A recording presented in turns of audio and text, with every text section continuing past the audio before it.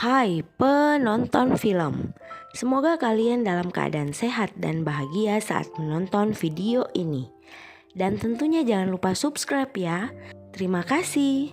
Berbicara tentang konspirasi, tidak lepas dari persekongkolan antara beberapa pihak untuk menguasai sesuatu. Seperti dalam film semi Korea satu ini, seorang permaisuri terlibat cinta terlarang dengan sepupunya sendiri. Untuk menyatukan cinta mereka berdua, mereka lalu menyusun rencana agar raja segera meninggoy dengan cara yang wajar, agar tak ada yang mencurigai mereka. Bagaimana kisah selanjutnya? Selamat nonton film. Inilah Untold Scandal.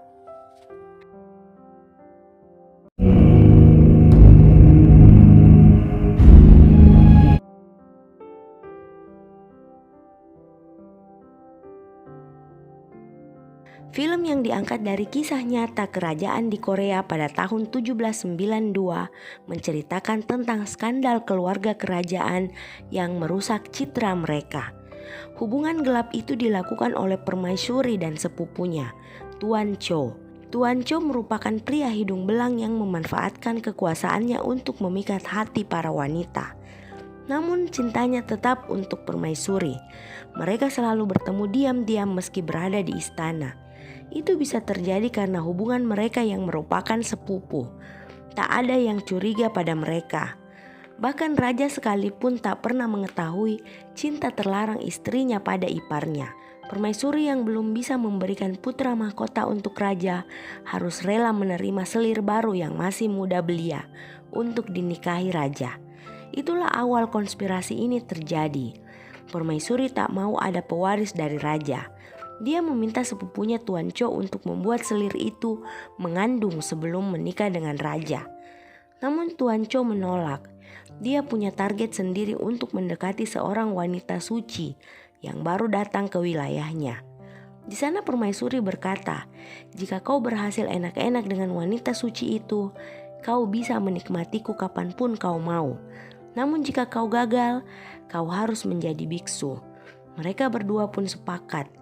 Dengan susah payah Tuan Cho mencari informasi tentang Nona Jung yang terkenal sangat suci. Tuan Cho bahkan mengunjungi rumah bibi Nona Jung hanya untuk bertemu langsung dengan targetnya. Di sana dia memberi hadiah untuk si bibi dan Nona Jung untuk menarik simpati. Namun saat hendak pulang, Nona Jung melupakan hadiahnya. Tuan Cho lalu mengejarnya dan memberikan hadiah itu kembali. Nona Jung hanya berkata tak pantas menerima kebaikan Tuan Cho. Dia hanya wanita biasa yang takut akan prasangka buruk masyarakat. Lalu dia pamit pergi. Di istana, calon selir datang bersama ibunya untuk menetap di istana. Di sana Tuan Cho sempat menggoda gadis itu. Nampak si gadis itu tertarik pada Tuan Cho. Tuan Cho juga kaget karena ibu dari selir itu merupakan wanita yang pernah enak-enak dengannya. Permaisuri dan Tuan Cho bertemu lagi. Mereka membicarakan tentang taruhan untuk menggoda Nona Jung. Nampaknya agak sulit untuk meluluhkan hati Nona Jung itu.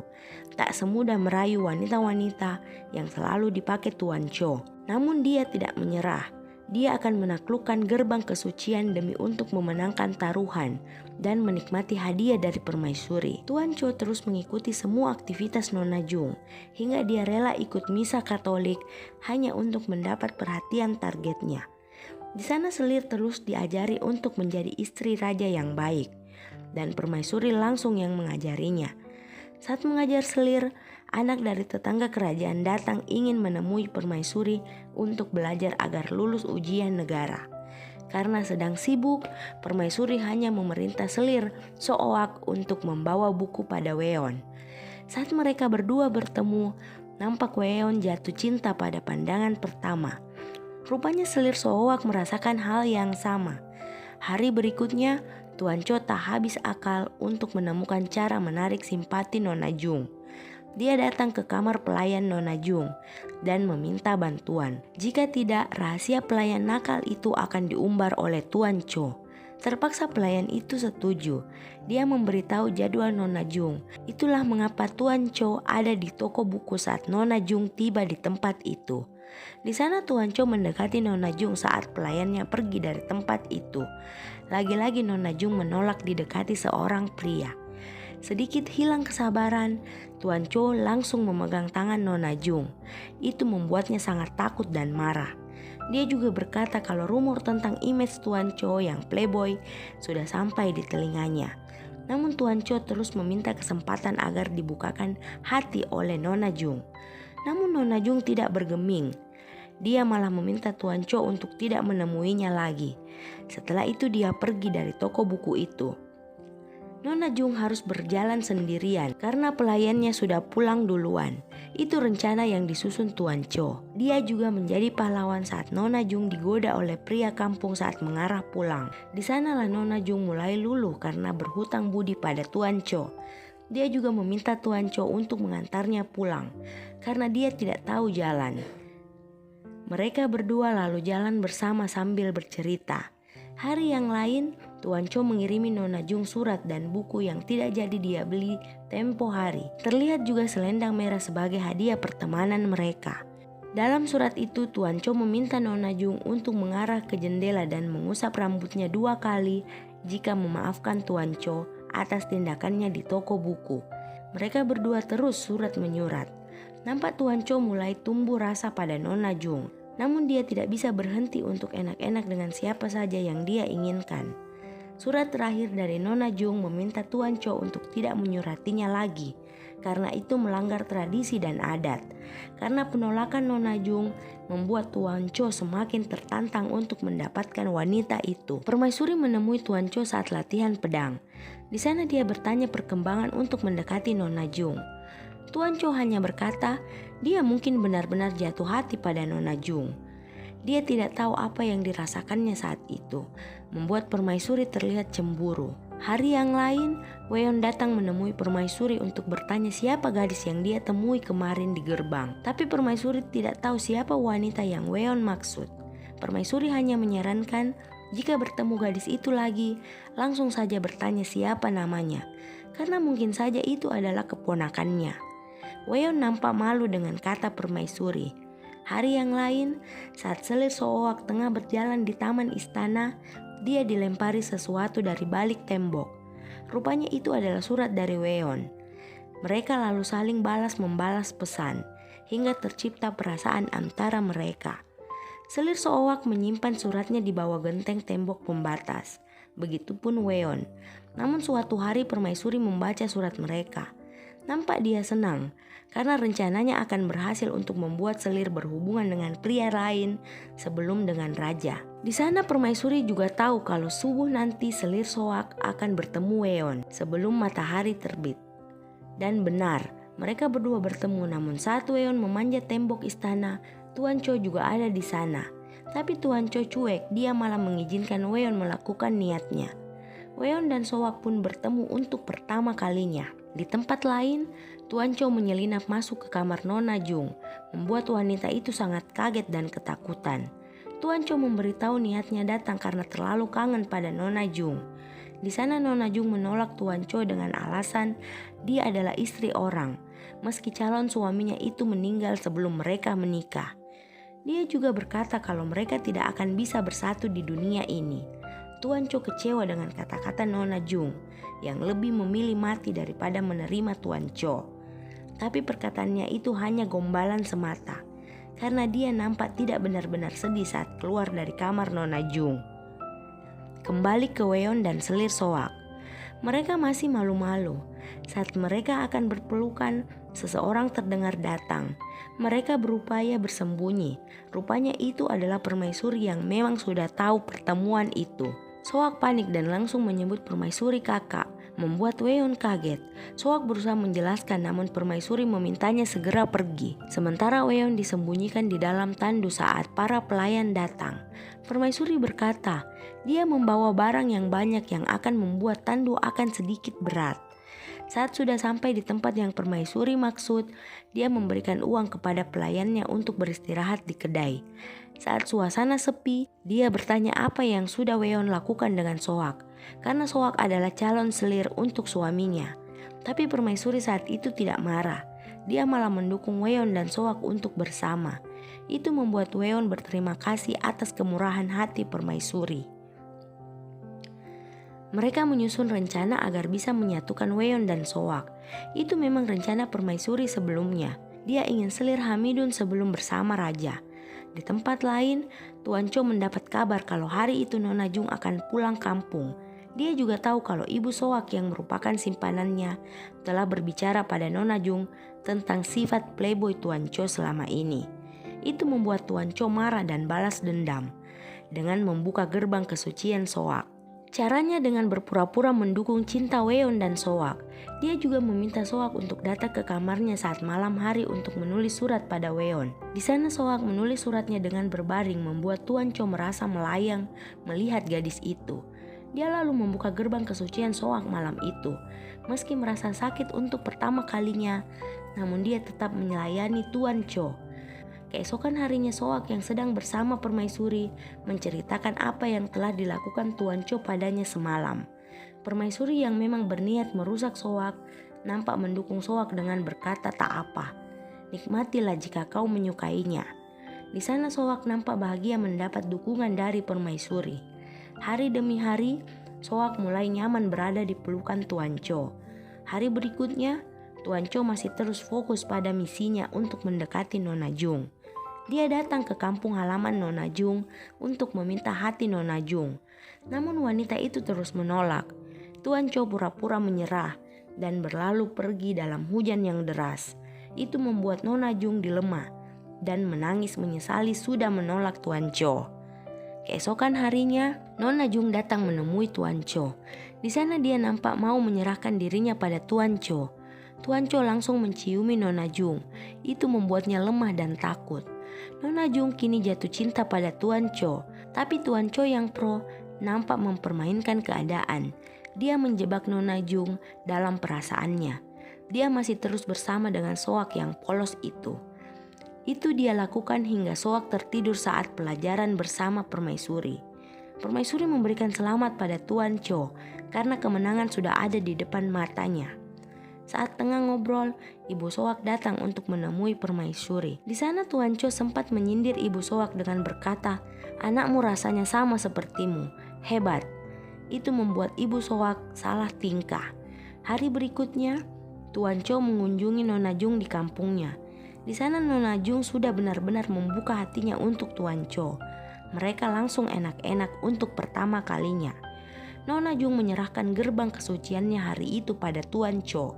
Tuan Cho lalu mengirimkan bukti ke permaisuri bahwa dia telah memasuki gerbang kesucian Nona Jung.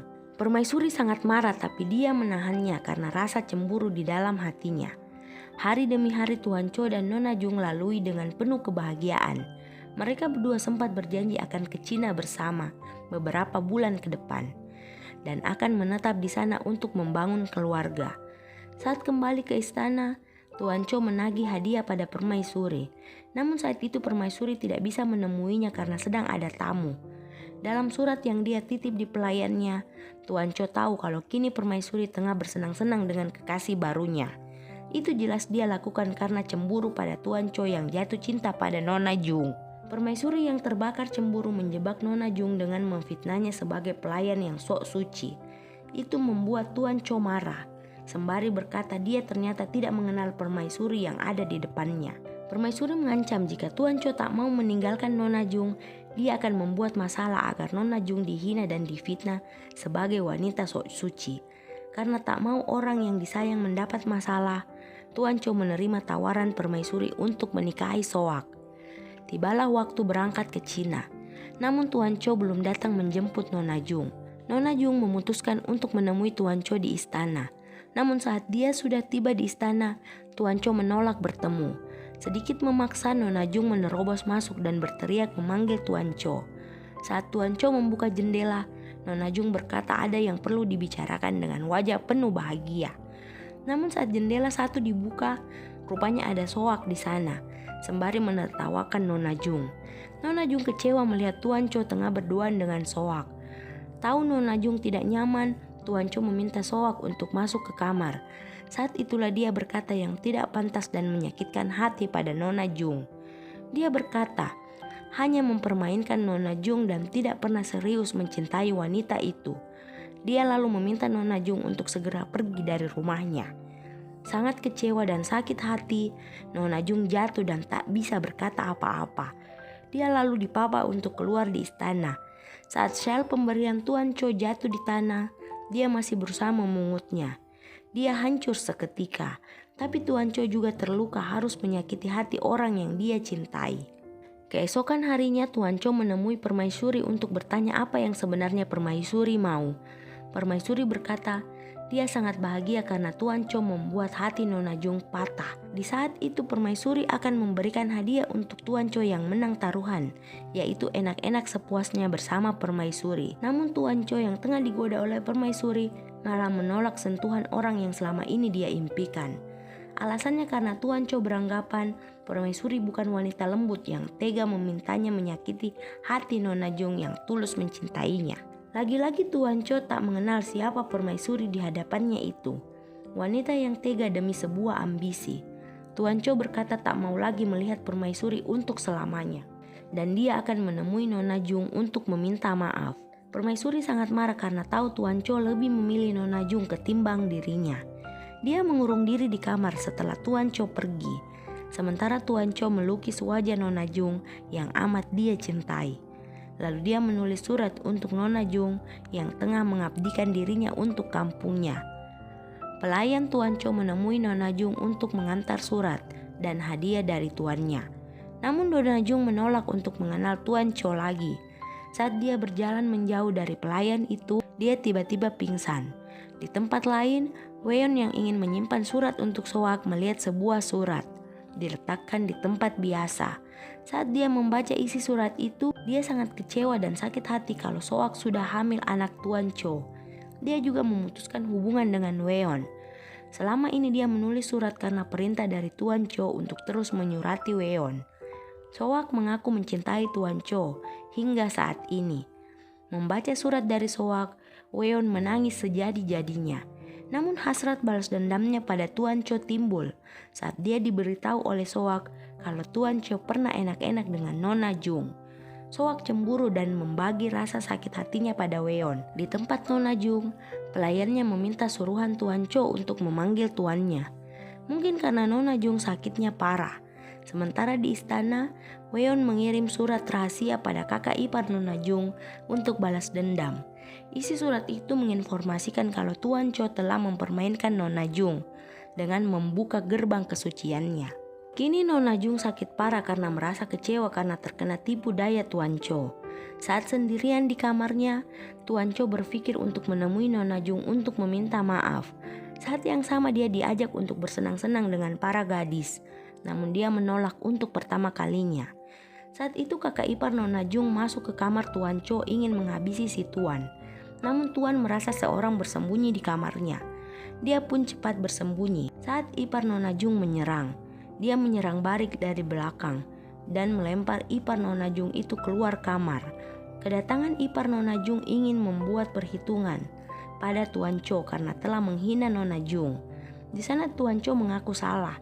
Tapi kakak ipar Nona Jung kadung marah dan menyerang Tuan Cho. Tapi Tuan Cho terlalu kuat untuknya. Saat Tuan Cho lengah, dia menancapkan pisau di punggung Tuan Cho, membuat Tuan Cho kesakitan dan banyak mengeluarkan cairan merah. Tuan Cho seketika roboh dan kakak ipar segera pergi. Tak lama berselang Tuan Cho terlihat menunggangi kudanya dengan keadaan terluka. Untung pelayannya berpapasan dengannya. Tuan Cho yang lemah meminta diantar menemui Nona Jung. Mereka pun berjalan ke sana. Sementara Nona Jung terlihat sudah sehat. Dia membuka surat dan hadiah dari Tuan Cho. Sementara di jalan menuju rumah Nona Jung, Tuan Cho menghembuskan nafas yang terakhir. Namun dia sudah mengakui jika dia benar-benar mencintai Nona Jung. Saat tengah membaca surat dari Tuan Cho, Nona Jung sangat sedih dan memaafkan apa yang telah terjadi antara dirinya dan Tuan Cho. Saat itu pelayannya datang untuk memberitahunya kalau Tuan Cho telah ke surga. Dia seketika hancur kembali. Di istana, Permaisuri juga merasa kehilangan atas kematian orang yang selama ini dia cintai. Nona Jung merasa terpukul dan kehilangan. Dia yang putus asa dan patah hati tengah berjalan di atas laut yang membeku. Seketika es itu longsor. membuatnya tenggelam menuju surga menemui Tuan Cho. Di tempat lain, seorang mencuri hasil karya Tuan Cho lalu menjualnya ke toko buku. Lukisan itu dibuat buku. Itu membuat skandalnya dengan permaisuri diketahui rakyat di kerajaan. Raja pun sangat marah dan hendak menghukum Metong permaisuri. Namun permaisuri telah meninggalkan istana bersama dengan kenangannya dari Tuan Cho setelah dia membaca buku yang berisi lukisan Tuan Cho. Terima kasih sudah menonton. Jangan lupa like, komen, dan subscribe channel ini. Share juga video-video yang kamu anggap seru ke orang terkasihmu. Selamat nonton film.